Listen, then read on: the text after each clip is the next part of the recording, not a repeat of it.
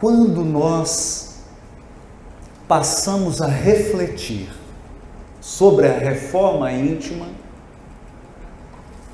principalmente no por onde começar, nos lembramos de dois casos muito especiais narrados pelo evangelista do mundo espiritual, Humberto de Campos. O primeiro deles é o apóstolo desconhecido chamado Bartolomeu. Bartolomeu, segundo Humberto de Campos, era dedicado, fiel, um trabalhador destacado no colégio apostólico.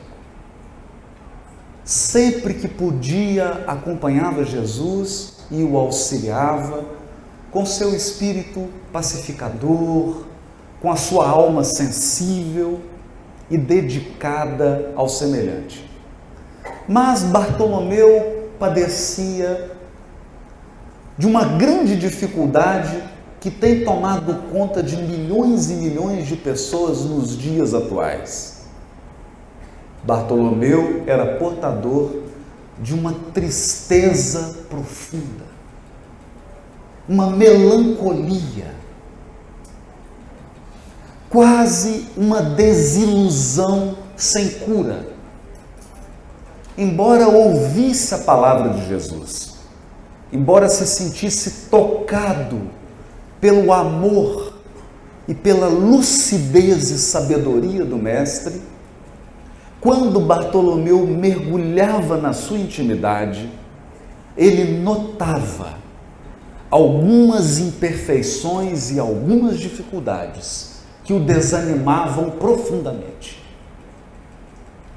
Quando Bartolomeu então olhava para fora, o comportamento das pessoas, o sentimento que as pessoas expressavam nos menores gestos, a ingratidão humana, a maldade humana, Bartolomeu era tomado de um desânimo que nem ele mesmo conseguia explicar.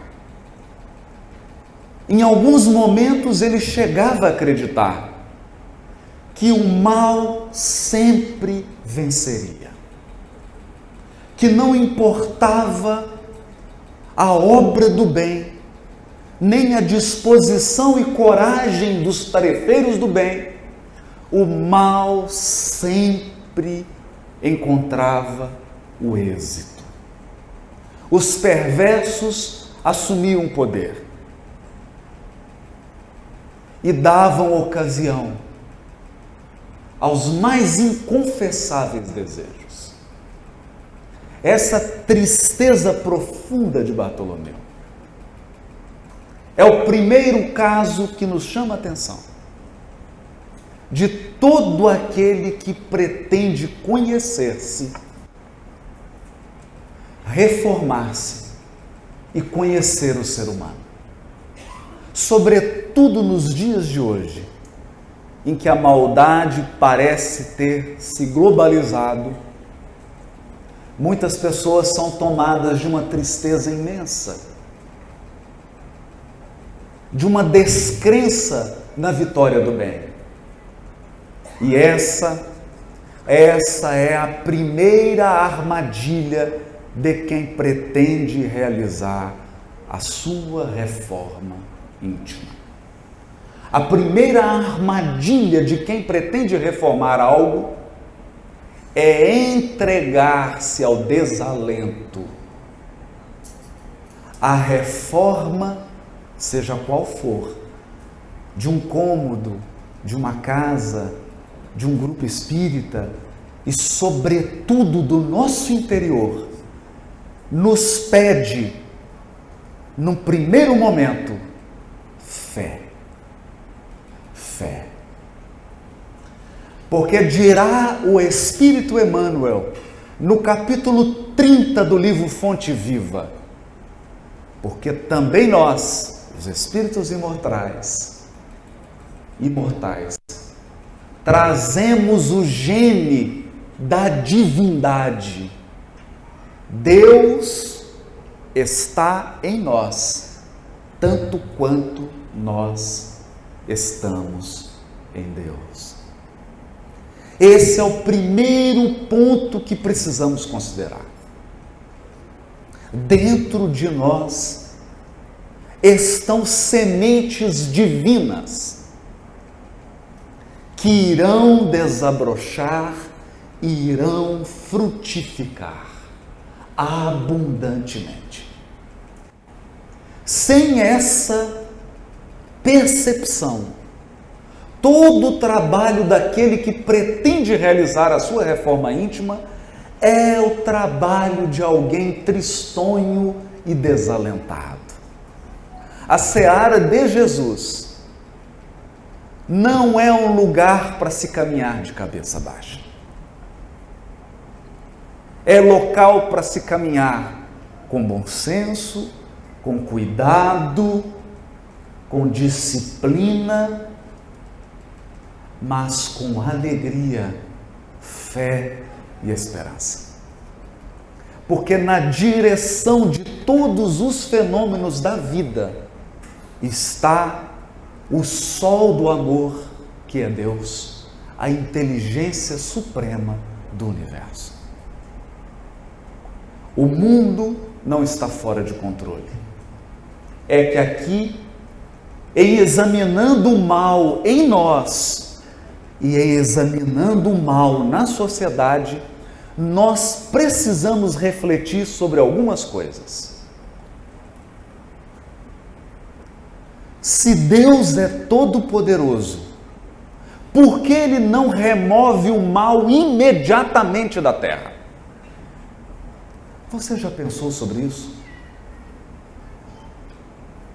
Se você detivesse hoje todo o poder do mundo e tivesse um coração puro, abnegado e amoroso, talvez o seu impulso fosse remover todo o mal da terra, imediatamente, num único golpe.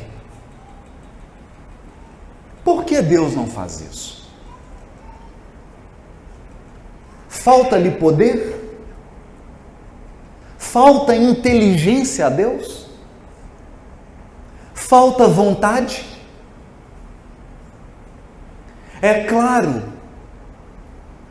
que, conhecendo as luzes da doutrina espírita, não podemos responder sim a nenhuma dessas perguntas. Não falta poder a Deus. Não lhe falta inteligência, pois Ele é a inteligência suprema. Não lhe falta vontade, porque Deus é a fonte do bem, do amor, da bondade e da verdade. O erro não estaria na metodologia? Será que o erro não está na maneira que nós, seres humanos, temos de resolver as coisas? Pois bem, Humberto de Campos dirá que Deus usa o tempo e não a violência. O maior erro que podemos cometer ao lidar com o mal é usar os mesmos instrumentos do mal. Porque a maldade não se curva diante da maldade. Violência gera mais violência.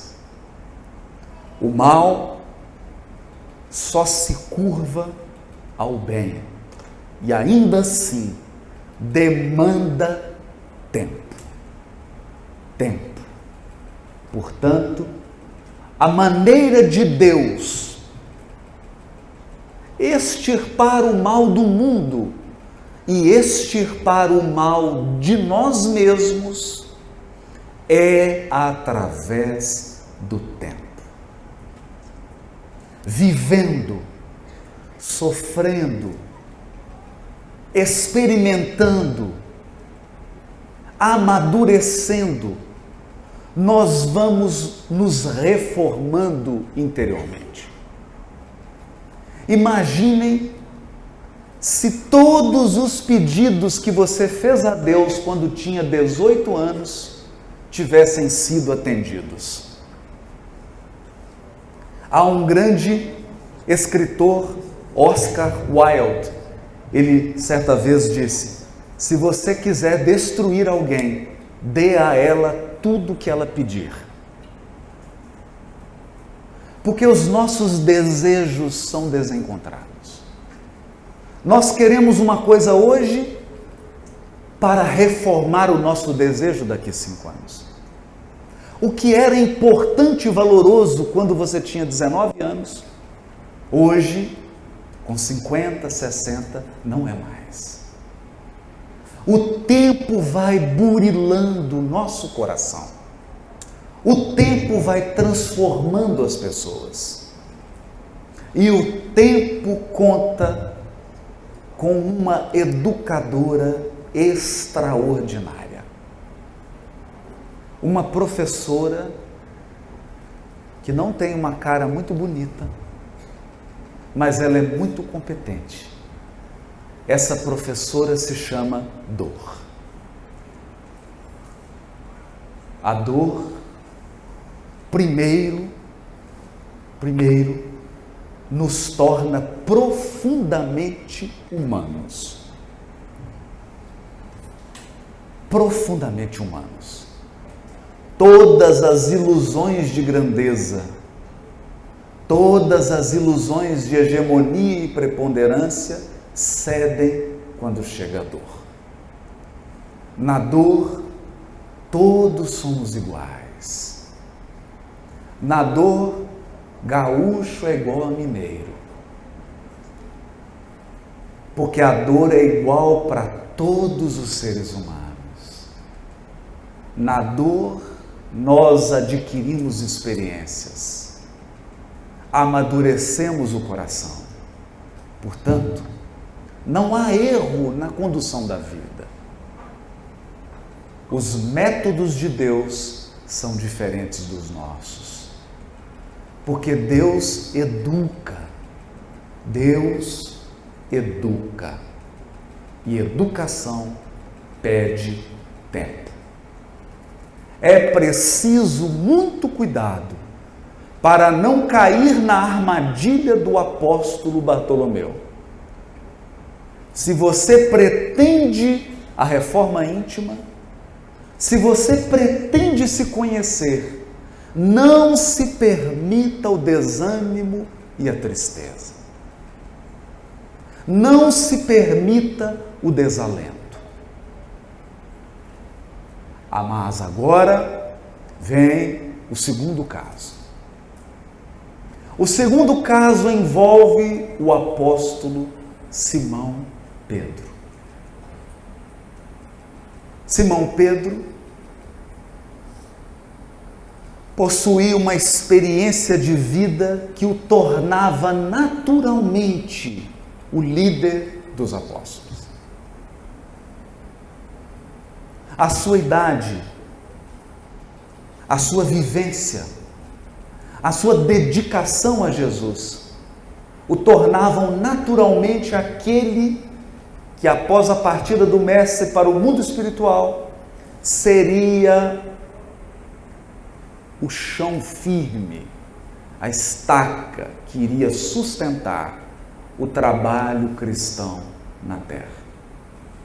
No entanto, quando Jesus chama os amigos e narra para eles os desafios que o aguardavam, Simão Pedro cai na segunda armadilha.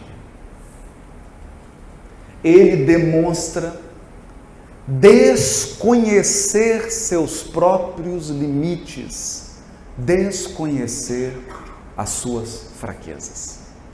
E ele diz assim: Senhor, não importa o que acontecer, e eu estarei contigo.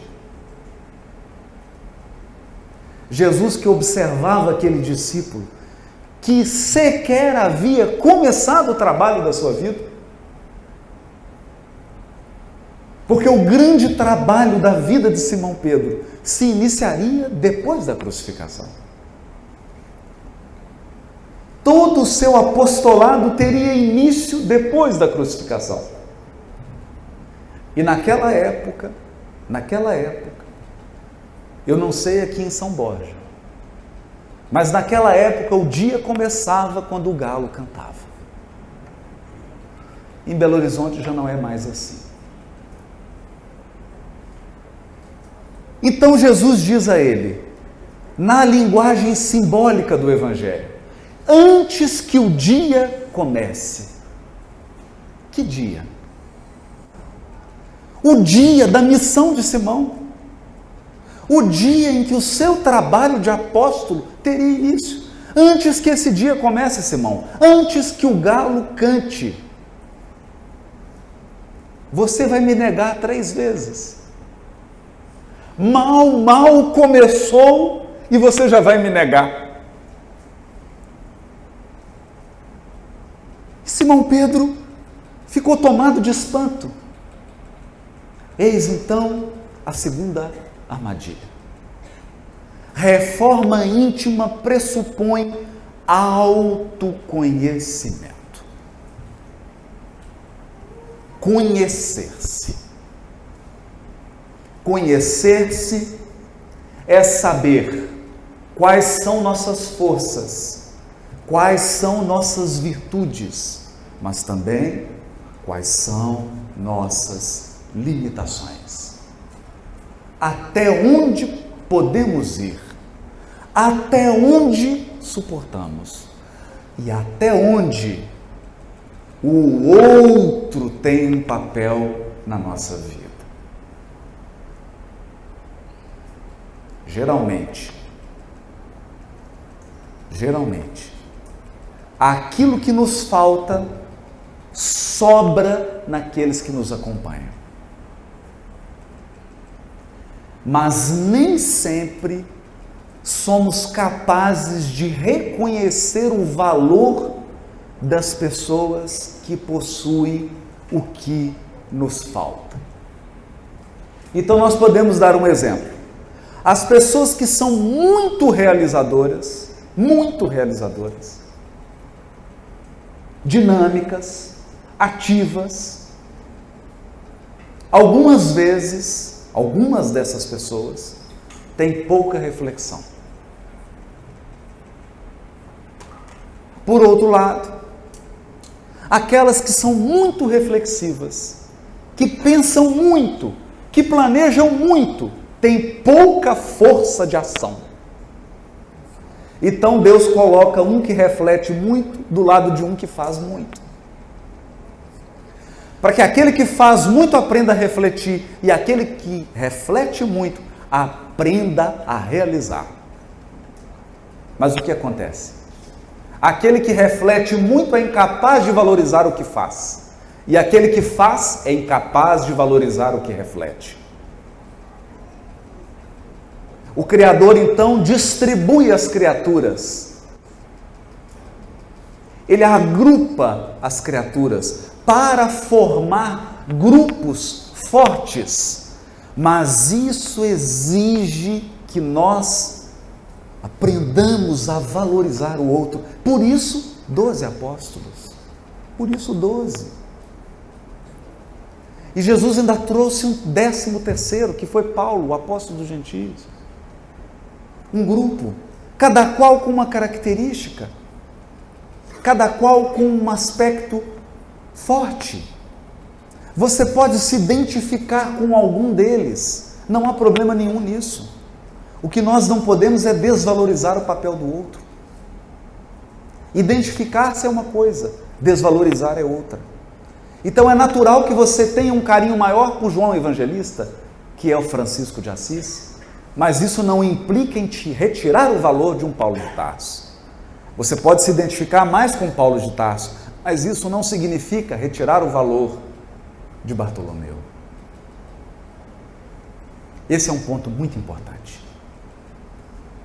Porque nós não nascemos em ambientes e não estamos cercados de pessoas ao acaso. A providência divina é sábia demais para nos jogar de paraquedas. Isso não existe. Como diz Casimiro Cunha na poesia de Natal, ele diz assim: lembra-te de que a ninguém te ligaste de improviso. A ninguém nós somos ligados improvisadamente.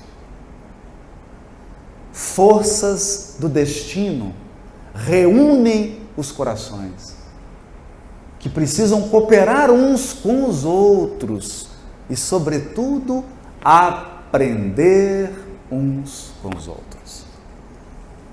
Essas são, portanto, as duas grandes armadilhas de quem inicia o processo da reforma íntima. Falta de autoconhecimento, Simão Pedro. Desalento e tristeza, Bartolomeu. Mas nós gostaríamos de dizer qual o primeiro passo. Qual o primeiro passo?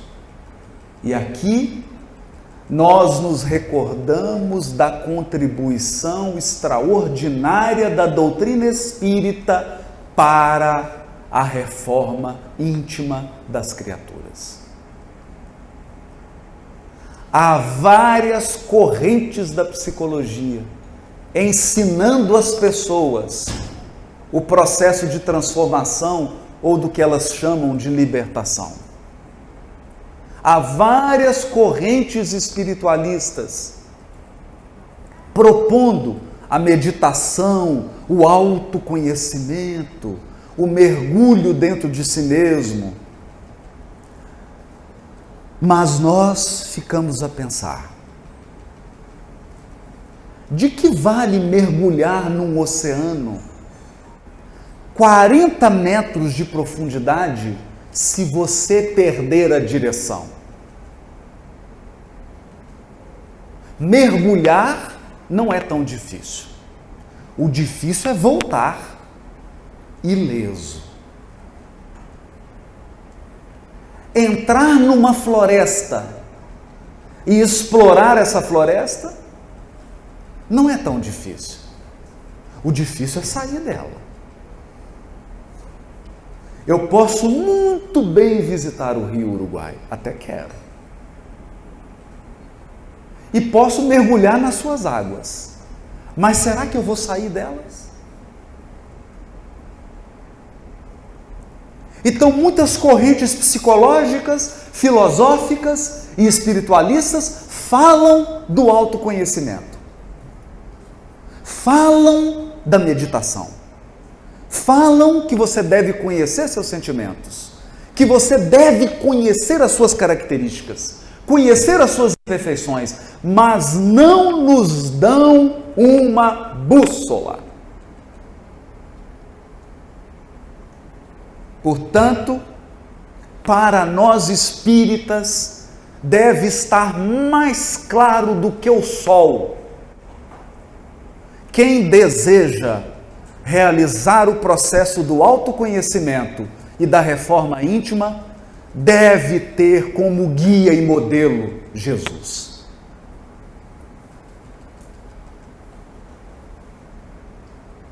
Porque o mais difícil, quando você entra em contato com um defeito seu, é não ser tomado por um desânimo imenso. Para examinar se as nossas características precisam ser corrigidas, nós precisamos de um modelo. Ninguém em sã consciência faz uma reforma numa instituição sem um projeto, sem uma planta. Qual é o projeto de ser humano que nós almejamos? Qual é o projeto? Qual é o ser humano ideal? O ser humano ideal, aquele que foi oferecido à humanidade para lhe servir de modelo, de planta, de projeto arquitetônico, é Jesus. É Ele. É olhando para Ele que nós medimos a nós mesmos. Porque senão, falta referencial. Falta referencial. E quando lhe falta referencial, você pode estar idolatrando e elogiando os seus piores defeitos. Ou você pode estar desprezando as suas maiores virtudes. Eu vou dar um exemplo. Muita gente diz assim: mas eu dei isso para uma pessoa da família e ele foi ingrato. Eu fui bondoso com alguém do trabalho e recebi ingratidão. Eu fiz um bem a fulano e ele não reconheceu. Agora, não faço mais bem para ninguém, a não ser para mim.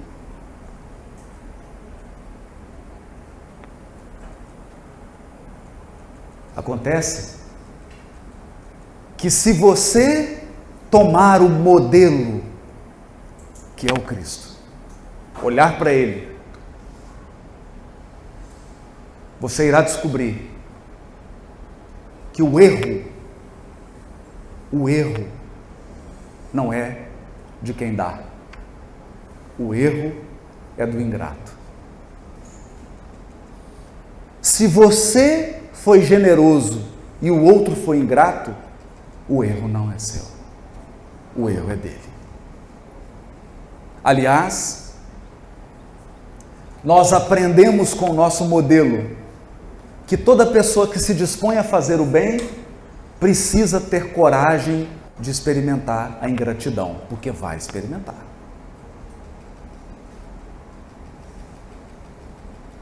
Então você pode estar desvalorizando uma qualidade linda que você tem, a generosidade, porque você está medindo a sua generosidade pela ingratidão do outro. Mas você não deve medir a sua generosidade pelo outro que é ingrato, você deve medir a sua generosidade pela generosidade de Jesus. Ele é o seu modelo.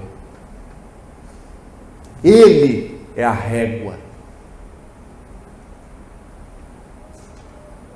É por Ele que nós medimos. Isso nos lembra de um caso pitoresco que a gente sempre conta. E eu ouvi o caso da pessoa, mas não posso dizer quem ela é. O Chico adorava animais, todos sabem, e tinha um cachorro que estava muito doente. Isso em Pedro Leopoldo.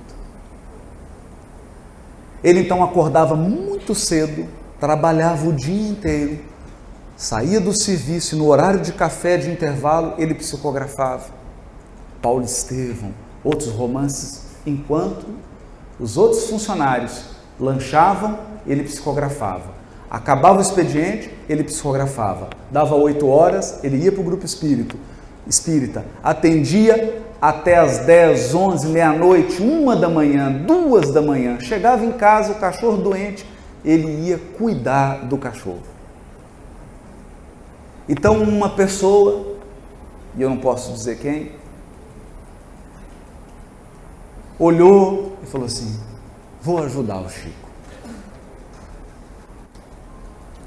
E você sabe, quando um elefante entra num jardim, ele colhe a flor, mas não sobra nada.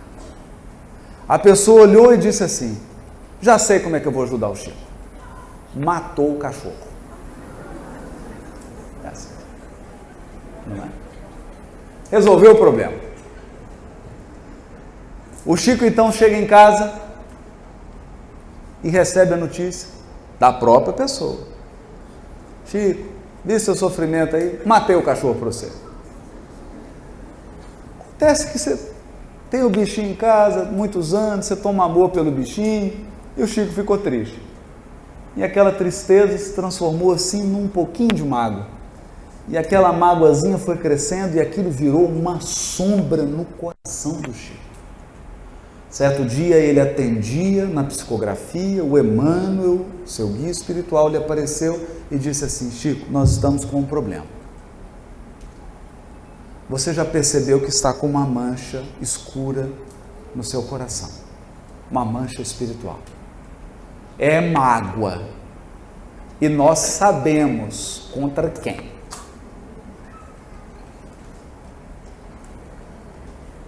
E o Chico então perguntou: e o que o senhor sugere que eu faça? Você vai descobrir o que essa pessoa que lhe ofendeu mais quer ganhar na vida. E você vai dar para ela. Aí o Chico falou assim: eu não estou entendendo o senhor. Eu fui ofendido e eu que tenho que comprar um presente que a pessoa mais quer ganhar na vida? Então o Emmanuel respondeu para ele: Chico, a receita não é minha, é de Jesus. Ao ouvir essas palavras, ele se deu conta. Então ele foi, imagina, ganhava salário mínimo. E foi olhar o que a pessoa mais queria ganhar. Era uma máquina de costura. Caríssimo. Ele olhou para aquela máquina de costura, olhou para o salário dele e falou: ô, mágoa difícil de tirar. Então ele dividiu a máquina em 3 reencarnações. Faltam 2 para pagar. Dividiu, a perder de vista. E embrulhou a máquina. Imagina, né? Sabe quando você compra uma coisa que você não pode comprar? A hora que passa assim o cartão, né? Aí você não sabe se você fica alegre com a coisa que você está comprando, ou você fica triste com o dinheiro que está saindo, né? Então ele pagou aquela máquina, embrulha, faz aquela... Quando ele entrega a máquina para a pessoa, a alegria, a gratidão daquela pessoa foi tão poderosa que uma luz saiu do peito e foi em direção ao coração do Chico e limpou toda aquela névoa de mágoa e ressentimento. Então o Emmanuel lhe disse: agora sim está resolvido o problema. Não da máquina, mas do coração. Então, toda reforma íntima que não conta com um modelo, ela é um labirinto. É um labirinto. É um labirinto. É muito fácil diagnosticar problema. O difícil é a terapêutica. Diagnosticar defeito nos outros é fácil. É fácil demais. Então nós precisamos ter essa sensibilidade. Precisa se autoconhecer? Precisa. Precisa entrar em contato com as emoções? Claro. Você precisa saber seus limites? Precisa. Precisa saber até onde você pode ir, até onde você não pode ir? O que você suporta e o que você não suporta? Precisa. Mas quem é o seu modelo? Porque você pode pegar um modelo, se você eleger, você pode. Eu não aconselho, mas você pode. Você pode eleger um outro modelo, mas ele vai mais bagunçar do que arrumar. Vai mais bagunçar do que arrumar. Portanto, essa é a extraordinária contribuição do Espiritismo para o autoconhecimento. Porque o Espiritismo nos apresenta Jesus não apenas como um líder religioso, não apenas como um fundador do cristianismo, não apenas como um símbolo, uma cruz para ser pendurada na parede. O Espiritismo nos apresenta Jesus como um modelo a ser visto, olhado, examinado, e um modelo a ser copiado. Copiado. Se você fixar os olhos nesse modelo, se você buscar na sua vida se aproximar desse modelo, ou melhor, se você tentar aproximar sua vida da vida desse modelo, você vai ser muito feliz do ponto de vista espiritual. Porque você vai compreender duas coisas. As qualidades que precisam ser desenvolvidas já estão em você. É só uma questão de cuidar da semente. É uma questão de agricultura. Você precisa ter os talentos de um agricultor. Eu vinha andando pela região, vendo esses campos maravilhosos e fiquei pensando nisso. Pensa num agricultor.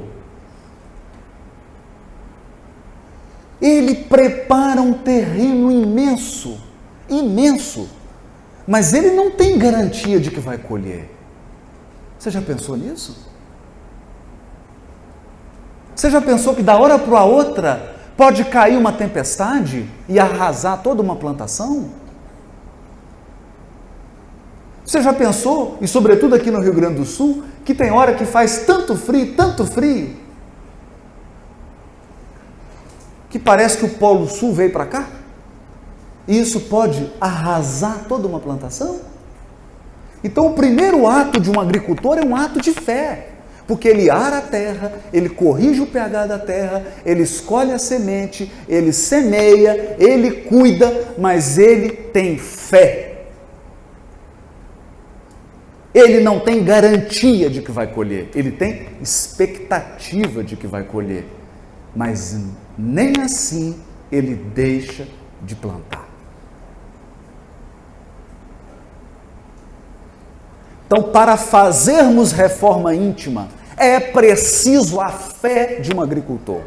Agora, é preciso também o cuidado de um agricultor. Ninguém joga semente e vai passear. Você joga semente, precisa adubar, aí vem uma praga, aí você precisa consultar os especialistas e adotar uma medida que ajude a corrigir aquela praga. Aí você precisa capinar, você precisa cuidar do terreno, precisa corrigir o pH da terra, precisa saber a hora certa de colher, precisa irrigar.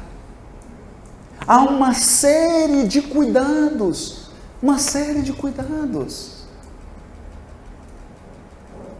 E muitos de nós acreditam que vai ouvir numa palestra sobre perdão e amanhã vai colher sacas e sacas de perdão. Não! Perdão é uma semente que precisa ser cultivada. Hoje você perdoa aquele cunhado que te falou uma coisa, que cunhado sempre fala, né? Apesar de que eu não posso reclamar do meu, não, que ele é muito gente boa. Então, um familiar, né, para não dar nome, né? Alguém da família, sua ou da pessoa que está com você, né? Então você vai treinando, você vai cultivando. Você começa primeiro desculpando. E aí a semente vai crescendo. Aí uma ofensinha você consegue perdoar. E aí a sua plantação vai crescendo. Aí você consegue perdoar algo, uma ofensa um pouquinho maior. Então, se não cultivar o perdão, você não colhe perdão. Paciência é a mesma coisa. A mesma coisa. Paciência, a gente cultiva. Uma das coisas, eu já contei esse caso aqui, mas uma das coisas que eu percebi aqui em São Borja é a beleza do trânsito. Né? Que beleza. Então, estava eu levando meu filho para a escola e o trânsito em Belo Horizonte é uma coisa assim inexplicável. A pessoa, antes dela entrar no carro, você olha para ela, é um senhor, uma senhora pacatos, calmos, educados, mas quando a pessoa entra dentro do veículo, senta no banco do motorista, a pessoa se transforma. Ela se transforma. Ela fica agressiva. Lá em Belo Horizonte, né? Então, vinha eu com o meu carro e uma pessoa dessa transformada me deu uma fechada. E aí eu me transformei também. Então foram dois transformados. Aí eu esperei que o sinal fechou e a gente ficou lado a lado. E eu abaixei, eu já estava tomado. Então eu abaixei o vidro, meu filho olhou para mim, tá nervoso, pai?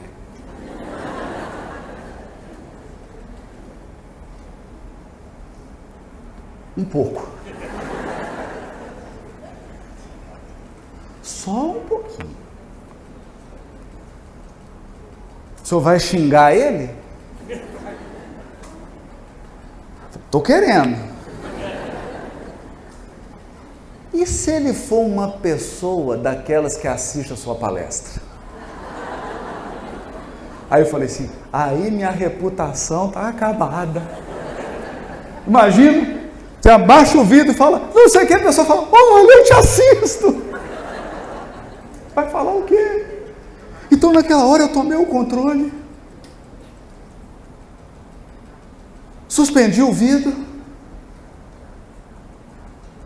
e percebi que a paciência é algo que se cultiva, é uma plantação, bondade também, fé também. Fé é uma coisa que você cultiva. E como que a gente cultiva fé? Vem as dificuldades da vida e você vai ficando mais fervoroso. Não é? Aos pouquinhos. Vem uma dificuldade, te exige um pouquinho, aí vem outra, exige mais. Vem um parente te treinar a paciência, o outro te treina a perseverança, o outro te treina perdão, e assim você vai cultivando, mas tendo a certeza de que possui todos os talentos divinos. Portanto, esperança, faça a reforma íntima como alguém que nunca abandona a esperança, nunca. E por fim, nós temos um guia. Jesus não é só um modelo, porque ele poderia ser um cartaz, um modelo que você prega e olha, não, ele é um modelo vivo, ele é um guia. Ele é um guia. E dizer que Jesus é um guia é aprender com a doutrina espírita que nós, espíritos, estamos todos ligados por uma força divina que se chama pensamento. Pensamento. E eu tenho certeza que nos momentos mais desafiadores da sua vida, você ouvirá uma voz dentro de você, te guiando. Nos momentos mais decisivos da sua existência, quando você chegar numa encruzilhada e tiver que escolher para cá ou para lá, uma força interior vai te orientar. E mesmo naqueles momentos em que você não puder contar com a compreensão, nem mesmo daqueles que te amam, e nem mesmo daqueles que você ama, você sentirá uma força a te guiar. E eu tenho aprendido, essa não é uma força abstrata. O Cristo nos guia através do seu pensamento. Você tem nome para Ele. Você tem nome. Se até o Waze sabe o seu endereço, que dirá Jesus? Você tem nome e endereço. Você está sendo acompanhado. Você está sendo tutelado. Há um propósito na sua encarnação. E você fez planos. Você fez promessas. E principalmente, você teve fiadores. Isso mesmo, fiadores. Fiadores são espíritos que chegaram e você estava tudo enrolado, programando a sua encarnação, e você disse assim: mas eu não tenho mérito. E aí chegaram aqueles que te patrocinam a existência e disseram: eu vou ser fiador. Deixa ele ir. Eu empresto. E eles esperam por você, te acompanham, te tutelam. São os que mais têm esperança na sua vitória. São os que mais vibram. Os que mais vibram quando você cumpre seus deveres e seus objetivos de vida. Você está sendo acompanhado e no mais alto nível de toda essa hierarquia e de seres que te amam está um espírito que é nosso guia, que planifica, que planeja nossas muitas existências.